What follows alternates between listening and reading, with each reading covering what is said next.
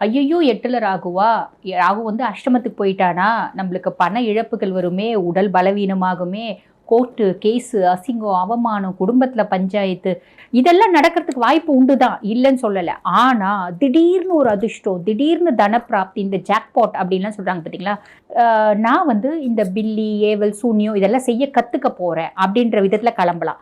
இல்ல, எனக்கு யாரோ செஞ்சுட்டாங்க, அத நான் வந்து பார்த்தீங்கன்னா, எடுக்க போறேன், அப்படின்ற விதத்தில கிளம்பலாம்.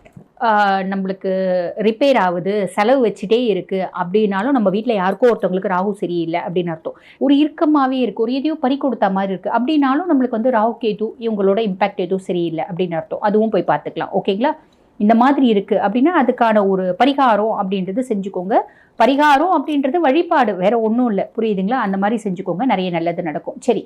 இப்ப உங்க சுய ஜாதகத்திலேயே ராகு 8ல இருக்கு அப்படின்னாலும், இப்ப வந்து பாருங்க குருவினோட பார்வை இருக்கிறதுனால பெருசா யோசிக்க வேண்டாம்.